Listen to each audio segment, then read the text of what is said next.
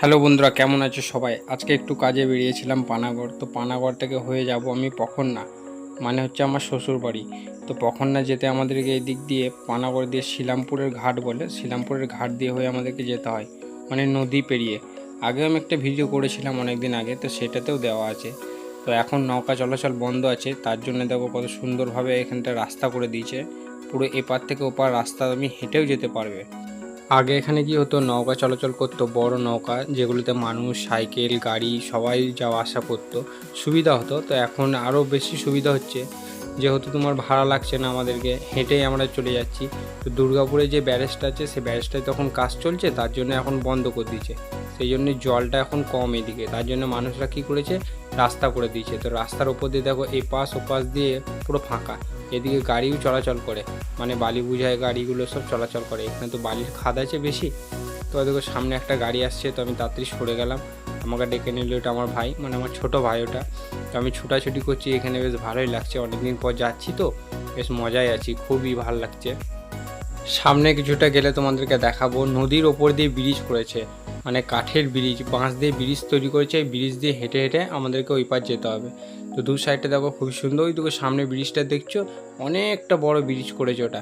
ওটা আমাদেরকে হেঁটে হেঁটে ওই পার যেতে হবে। তো ওই সামনে গিয়ে ওখান থেকে টোটো চাপতে হবে, টোটো চেপে আবার সামনে যেতে হবে, সামনে গিয়ে ওখানে বাসের অপেক্ষা করতে হবে বা বাস ধরতে হবে। দেখো ব্রিজটা পেরোচ্ছি, দেখো বাঁশের ব্রিজ কত সুন্দর করেছে, অনেকটা লং ব্রিজটা। তো হেঁটে হেঁটে আমাদেরকে পেরোতে হচ্ছে। এখানে বাইকও পেরোয়, কিন্তু সিঙ্গেল, পেছনে কেউ বসে থাকলে তাকে নামিয়ে দেওয়া দরকার, তারপরে এটা দিয়ে যাওয়া যাবে। এগুলো সাইকেল আসছে, এগুলোতে ভাড়া নাই, মানে মানুষ চলাচল করলে বা বাইক চলাচল করলে এগুলোতে ভাড়া নেবে। এই বাঁশের ব্রিজটা যখন ছিল না, মানে যখন নৌকা চলাচল করতো, তো আমি নৌকায় অনেকবার গেছি, বাইক নিয়ে গেছি। তো 30 টাকা 40 টাকা ভাড়া নিয়ে নিত। হেঁটেও গেছি, তখন 10 টাকা ভাড়া নিয়ে নিত। কিন্তু মুখ চেনা হয়ে গেছে, তারপর থেকে সেরকম ভাড়া নেয় না, কম করে ভাড়া নেয়। অনেকবার যাওয়া আসা হয়েছে তো। তো আমার ভাই এখানে আমার ভিডিও করে দিচ্ছে, তো আমি তাই হেঁটে হেঁটে যাচ্ছি। তো বলছি যে বাঁশের এগুলো খুবই শক্তপোক্ত, মানে নড়াবড় করছে না। অনেক সময় কী হয়, অনেক জায়গায় বাঁশের এরকম করলে নড়ে, তো অনেকজন ভয় করে হাঁটতে বা চলতে। তো এটা একদম সলিডভাবে করা ছিল। তো অনেকটা জল কমে এসছে বলে বেশ ভালো লাগছে, নিচে পর্যন্ত দেখা যাচ্ছে।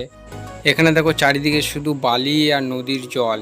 তো আর কিছুটা গেলে আমরা ওখানে পৌঁছে যাব। তো ওখানে গিয়ে দেখি কত সুন্দরভাবে ডিজাইন করে চারিদিকে ফুল গাছ লাগিয়েছে, বসার জন্য জায়গা করেছে। এখানে আমাদেরকে আসতে হলো, এখানে সামনে কিছুক্ষণ পর টোটো আসবে। তো দেখো এগুলো সব বাইক দাঁড়িয়েছে, আর এই ফুল গাছের যে কথা বলছিলাম, ওই ফুল গাছগুলো দেখো কত সুন্দরভাবে এখানে সাজিয়ে রেখেছে। গ্রাম তো খুবই ভালো, আমাদের মতো শহর তো নয়। তো খানিকক্ষণ পর টোটো চলে এলো আমাদের। তো টোটোতে বসে পড়েছি। টোটোটা মানে এত জার্কিং করছে, মানে চারিদিকটা তোমার শুধু পাথর আর পাথর। এখন আমি বাসের জন্য অপেক্ষা করছি। তো বাস আমাদের ঠিক টাইমে চলে এসছে, তো আমি এখন চলে যাব। তো আবার পরে ভিডিওতে দেখা হবে তোমাদের